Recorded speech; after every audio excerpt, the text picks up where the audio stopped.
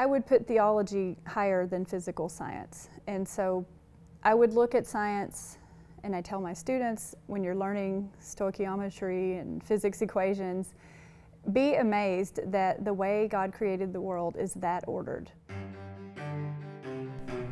Every day, science makes new and groundbreaking discoveries, from quantum mechanics to human evolution. So what does it mean to understand and celebrate these discoveries through the lens of faith? Scientist and theologian Stacy Trasancos believes that discussing the matter in a reasonable and effective way requires the right tools. So she equips us with Particles of Faith, a Catholic guide to navigating science, today on Subject Matters.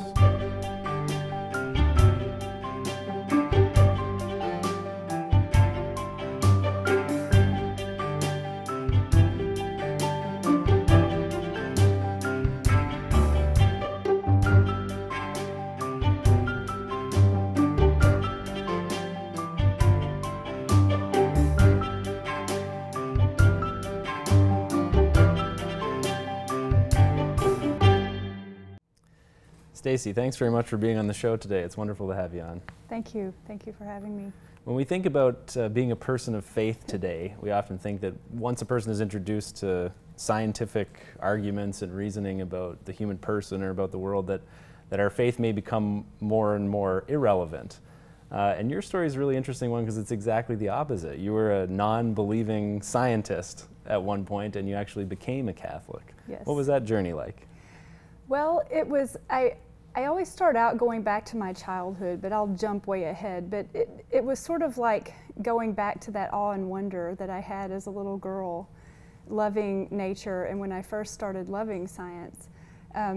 Actually, finding my way into Catholicism felt like that again. It felt like when my mother told me that God made everything, and I was like, wow, and I wanted to learn more about science. I forgot that. When I got to college, I mean, my parents raised me Southern Baptist, but when I got to college, I just didn't think I needed it anymore. And I loved science still, and I studied science and got my dream job at DuPont as a chemist working on Lycra spandex. And, but I realized when I got into my 30s, 33 actually, I realized that I was missing a huge chunk of what life is all about. Like it's hard to explain, except I thought science was everything, and then it was just flat and dead and mechanical. And I wanted life. And I married a cradle Catholic, and we'll just skip that whole part of the story. But he very gently asked me a few questions, like, how do you really define success, Stacy? And if you want to stay home and be a mother with our children, you can. I'll support you no matter what you do. That's what he always said. And so I thought about, what do I want, not what do I think the culture tells me I should want as a woman. And so I left my job and I stayed home with our children, and I became Catholic. 3 years later, I was received into the church, and I had 5 babies in about 6 years, because I do everything to the extreme. So you were still working, in other words, yeah. Yeah, and but then when I became Catholic, and I started hearing about the faith and science conflict, I didn't ever think there was one, and it was a new thing for me to hear Catholics, and I was like, no, no, no, no, no. This is the handiwork of God. My science means so much more to me now, because I understand why there are electrons in orbitals, and why there are certain rules for bonding, and why chemicals do what they do. So I was very excited about it, and I just really, it sort of hit me that people really think there's a conflict. So I decided to start writing about it, and I got a degree in theology while I was home with the kids, so I could do both sides. What's wonderful about your book is that it's actually not a science book, nor is it a theology book. It's kind of a practical guide for anybody, really, who finds themselves in a situation where they would have to have a conversation about exactly what you just mentioned, the potential conflict, the so-called conflict between faith and science. But it's really, it's a toolkit, really. For people. So, what is the tool? What's the best tool that you can give, from a person from your perspective, to somebody who finds themselves in those situations when they're having those conversations? my husband really did teach me this. I have to credit him for it. He taught me to always put your finger on the root cause, like get down, and also it helped being around children, small children who ask questions while I was thinking about it. But the number one thing, if you want to get the faith and science thing right, don't ever forget what you pray in the creed. Pray it and mean it. I believe in God the Father Almighty, creator of heaven and earth. Don't ever forget that. And you are inoculated. I tell this to young people all the time. Don't forget that. Mean it when you pray it. Be confident about it. And then you understand that all of science, whether it's physics, biology, chemistry, it's the study of the handiwork of God. It's a way to get to know God better so you can love Him more and serve Him more. And if you keep that in mind, fundamentally you've got the right outlook, which is, by the way, the outlook the Catholic scholars had in the Middle Ages when science, modern science was born. There was a reason for it. So I tell people that start there. As a separate question, are there scientists who say things that don't quite jive with Catholic teaching? Of course there are. They're human. But you've got to start there in that confidence first, and then you can look at what people say and start to sort through it and figure out, I agree with that, I don't agree with that, let's talk about this. These are opinions, they're legitimate opinions, we don't know. A lot of it's just knowing when to say I don't know. We don't know. We can't answer that question. Move on. Right. One of the subjects that you talk about in the book is scientism. You know, that only scientific knowledge can be, you know, true. And one of the things that you point out about people who advocate this position is that they themselves kind of have a belief, ironically enough, in this scientism system. That's always perplexed me and been surprising to me. Does it surprise you as well? This kind of irony in turning a purely scientific system. That's the thing, when you write a book, you have to sit down and think about stuff like that and how do I want to say it. And it's true, that's one thing that bugged me. It's like the Catholic apologists, not all of them, I'm generalizing and I don't mean to, but I mean the things that bothered me were when Catholic apologists started out placing way too much faith in science from the beginning. And then it's like they're trying to shoot down whatever the science said because science said and it can't be wrong and it doesn't jive with it can't be right and it doesn't jive with our faith, and they have to shoot it down. And that's, in my opinion, the totally wrong approach because it sets up, I think, when apologists do that, or anybody trying to sort it out, they actually play into the scientism. They're actually giving voice to what scientism does, this idea that science is so right about everything. It's not. And you know that if you've worked in a lab and had to wrestle with molecules not doing what you want them to do. It's very humbling to actually work as a scientist. And so I lived scientism. Like I literally called my children at my PhD thesis defense inorganic, organic, highly complex materials because that's how I thought about everything, very machinery. And I lived the scientism and I learned, I can tell anyone firsthand, it doesn't have all the answers. I mean, it's the physical world, the biological world, but it ends there. It points to something greater, actually. That's fascinating. We have to take a quick break, but we'll be back with much more. We're going to look at evolution, something everybody loves to talk about. Don't go anywhere. Stacy Trasancos holds a PhD in chemistry from Penn State University and an MA in dogmatic theology from Holy Apostles College and Seminary. She teaches chemistry and physics through the Colby Academy online homeschool program and courses on the relationship between science and theology at Holy Apostles and Seton Hall University. She lives with her husband and children in the Adirondack Mountains of New York State.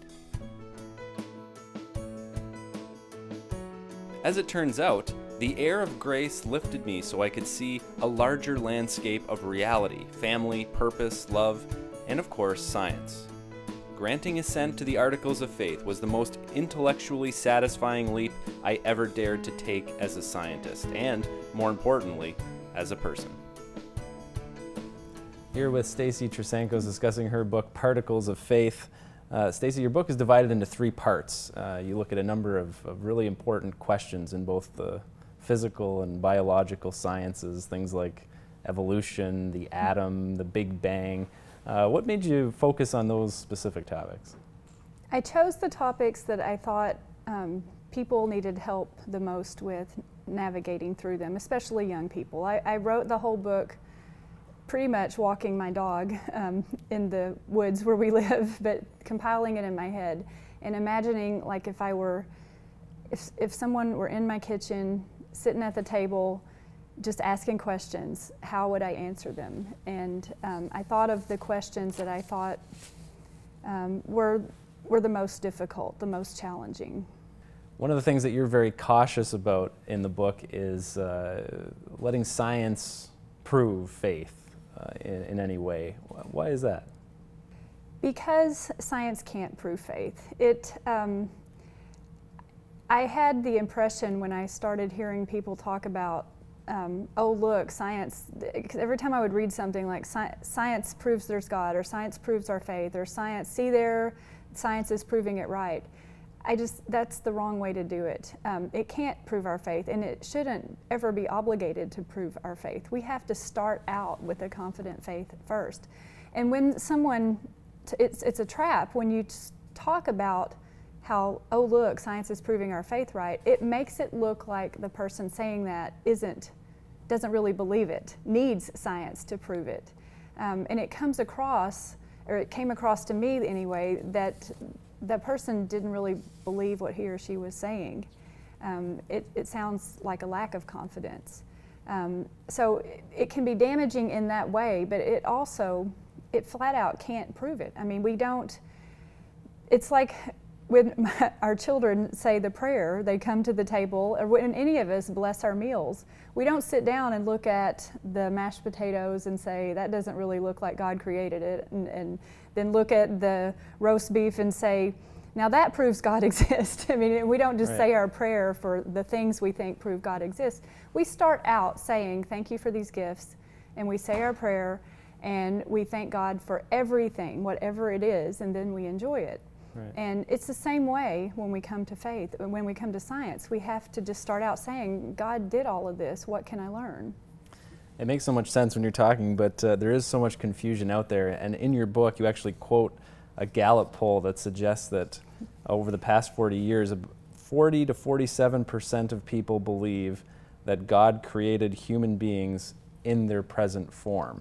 In other words, that no human evolutionary process from like a more primitive species has taken place. And science just absolutely contradicts it. Doesn't that seem absurdly high to you? That jumped right out at me.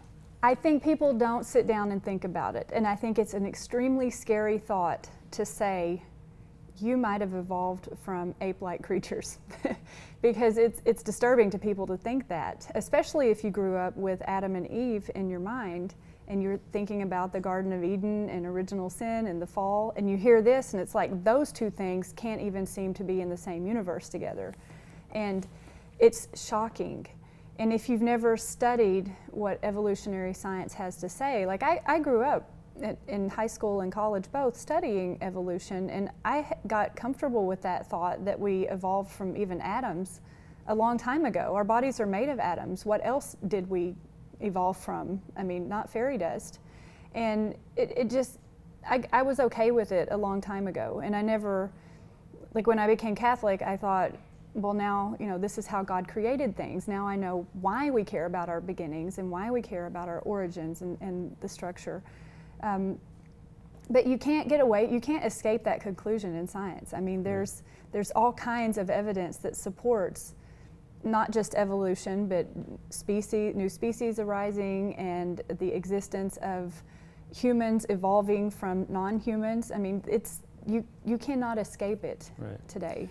Do you think that, you know, Catholics especially, you know, like you and I, do we have a responsibility to teach and speak to people who don't believe in evolution or don't believe maybe that climate change is not real? I mean, those things that science does actually prove, and that the church has said for sometimes very long periods of time, this is an actual fact, this is real? I think we do have an obligation, but I come back to what St. Augustine said when he was, I can't remember the exact quote, but the spirit of it was, we'll try to figure out what science is saying as much as we can, but in my days on this earth, I want to lead people to heaven. So at some point, I don't really care about that. I care about someone's soul and getting to heaven. So I try to I ask myself a lot, and I think a lot of us do, why am I doing this? Why do I even care about this? I don't really care so much if people accept the science. I care about leading people to heaven. But young people, if you raise a child and tell the child there were no dinosaurs, or there was, you know, humans were just pop like we are now, they just boom existed, that first time that child opens a biology book, any biology book, the child's going to be so confused. It's going to be like, you know, it's like the Santa Claus thing, you're lying to me.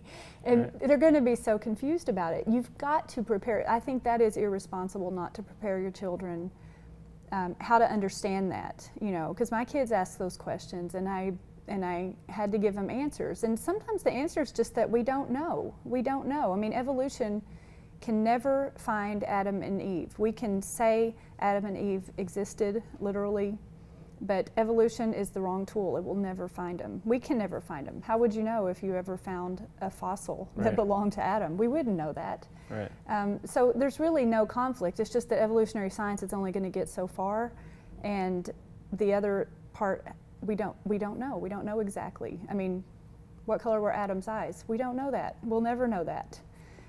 So understanding the limits. Yeah, and if you understand those limits, I mean, and people say, well, but science can't answer things. I'm a chemist. I know, and I can tell you, we don't know exactly where electrons are. Like, all of chemistry is based on our best estimation from quantum mechanics about what electrons are doing, and it works. But I'll never see an electron, and you know, I have to. Quantum mechanics is happening all around us right now, and you do take some of that stuff on a different kind of faith, but still on a faith about knowing the limits of what you can know. And so evolution just never. That's why it never caused me any trouble. We have a guest reviewer of the book today. John Farrell is a contributor to Fords. You can read his contributions at Fords.com. John. There are quite a few excellent books on faith and science from the Catholic perspective, but very few are actually written by Catholic scientists, practicing scientists, and that's what makes Particles of Faith by Stacy Trasancos such an excellent contribution to the genre. Part one of the book, Science in the Light of Faith, covers her journey from essentially a working materialism to Catholicism. Part two of the book deals with questions in the physical sciences, chiefly the Big Bang Theory and quantum physics. Now, it's tempting, as Trasancos points out, to look at the Big Bang Theory as proof that God created the universe at a first moment in time. The problem is science is always changing, so one must be very careful about avoiding claiming any scientific evidence as proof of either God's existence or of creation. The third part of the book deals with questions in the biological sciences, which for me is the most interesting part, because this is where the faith and science dialogue can be a little touchy, as biology inevitably deals with human origins. Stacy, your book Particles of Faith examines science in the light of the Catholic faith. What I'm wondering is there any theological insight to be gained from the reverse, looking at faith in the light of science? Thank you very much, John. Okay, Stacy, question to you. Is there any theological insight that can be gained by examining faith in the light of science? I don't know if there is a lot of theological insight. There is a lot of inspiration that can be taken that way, because I would put theology higher than physical science. And so I would look at science, and I tell my students, when you're learning stoichiometry and physics equations, be amazed that the way God created the world is that ordered. It's ordered more than, you know, in the ancient times people saw the cycles and the seasons and the cycles and the days and biological cycles, and they knew the world was ordered. But when you get down at the atomic level and you have equations that can predict what subatomic particles are going to do, and they actually seem to do that, it's a whole deeper insight into, I call it putting your chemistry glasses on. It's a deeper insight into nature. But then another part of that question, can we gain any theological insight from science? I can tell you what it was like for me. For me, When I started studying theology, I didn't know what theology was. I enrolled in the first course because I was home with the children, and I could take these courses online, and it gave me something intellectual to do to keep busy while I'm changing diapers and filling bottles and going numb otherwise. It gave me something intellectual to do, and I also wanted to learn more about my faith. But when I started reading St. Thomas Aquinas, and when I started reading the magisterial documents, I said, I know what this is. This is rigorous thinking, because when you read a physics textbook, you can't leave out any line. Every word means something very precise, and it's used that same way throughout the book because they're very, very careful. And St. Thomas Aquinas does the same thing. His writing is almost algebraic. And I noticed that rigor. And so I don't know how much you can gain theologically from science, but if you've studied science and then you study theology, you really, really, really appreciate what we humans are able to do, how we're able to elucidate truth and reason through it. The reasoning process was fascinating to me. We have to take one more break, but when we come back, some concluding remarks from Stacy Trasancos. Don't go anywhere. Particles of Faith, a Catholic guide to navigating science, is published by Ave Maria Press and is available for purchase at avemariapress.com and at Ben McNally Books in Toronto. Also by Stacy Trasancos, Science Was Born of Christianity, the teaching of Father Stanley Yackey, available on Amazon. Science is a spectator of life. Science observes, describes, and sorts life's characteristics once life starts. Science cheers life on, if science is true to itself, for life created science. Stacy, you show a tremendous amount of respect for the teaching authority of the church in your book, as any good Catholic would. And sometimes I think, non-believing scientists could say that we Catholics have a kind of a double standard, that we're willing to apply, scientific reasoning and thinking to the natural world. But when it comes to what we believe and what the church teaches, we kind of just take it at face value without asking any critical questions. So what can we say to those people to show them that we're not sort of these unquestioning people who just are blindly obedient? When you start to learn about science, you have to take some starting points. I mean, you learn what the book teaches you. You do not go out and do every single experiment on your own and measure, the acceleration due to gravity. You don't go measure all those constants and equations on your own. You use them. And again, it was a familiar process when I became Catholic, and I learned, I said, I want to know how to do things. I want to know what the church teaches, because I am not going to talk out of both sides of my mouth. If I say I'm Catholic, I'm going to follow what the church teaches. I just want to know what it is. And I noticed it's like fiduciary knowledge, I think is what Cardinal Dulles called it. It's passed down. And I really appreciated how the church is very, very careful to articulate the teaching clearly, the things that you cannot, because I wanted to know then what's the hierarchy of truths. That confused me at first. Okay. And I wanted to know what are those things that we must accept and cannot deny. And I came to understand that the things that are divinely revealed in Scripture and tradition that we're absolutely sure about, that, because I took the classes Christology and the Holy Trinity, and you have to be very careful in how you say the words. It's very carefully articulated, again, mathematical. So when you understand those basic things, the de fide dogma that you cannot deny, you understand why. It's like saying 2 + 2 does not equal 4, then you just made nonsense of all of mathematics. And if you do that with your faith too, if you reject those fundamental tenets that have been carefully passed down over time, you're not going to think of something that the scholars before you didn't already think of. If you don't accept those things, logically you mess yourself up. And that's one thing I learned in the theology classes. Here's why these things are heresies, the Christological heresies, and right. I learned how to sort through all of that. So when people say that we're just taking things on faith and letting the church think for us, those people have not gone through those classes. They haven't gone through or the tradition of the church. Yeah, they haven't sat down and sorted through the documents that are there. I have a profound appreciation for the treasures of the church. Right. It's amazing. It's one of the best things about being Catholic.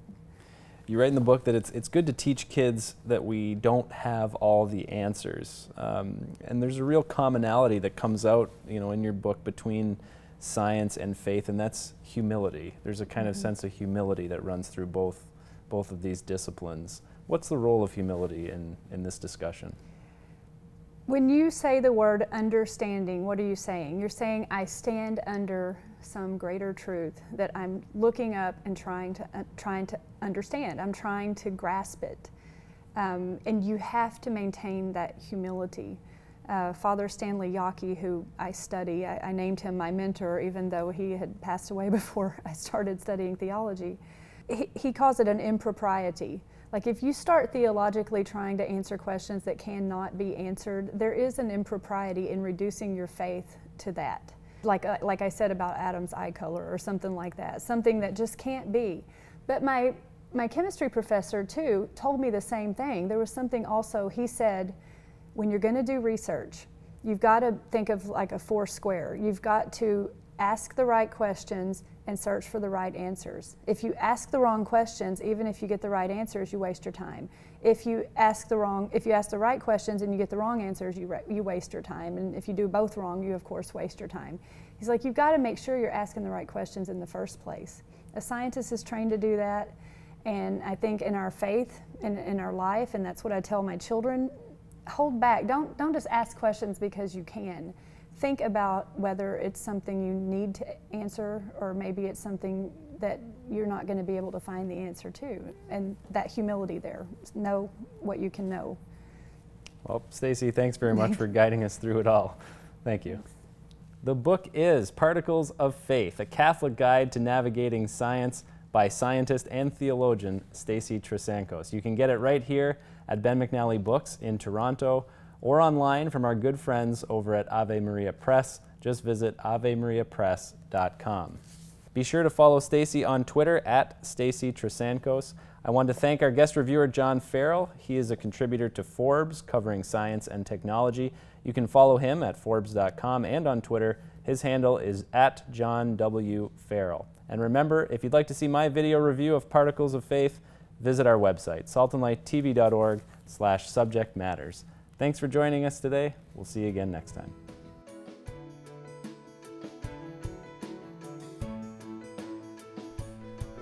Subject Matters with Sebastian Gomes is sponsored by the Cullen family. Our Salt and Light team works hard to bring you quality Catholic programming like Subject Matters. Please consider supporting our mission by making a donation today. Thank you for your generosity, and remember, our hope begins with you.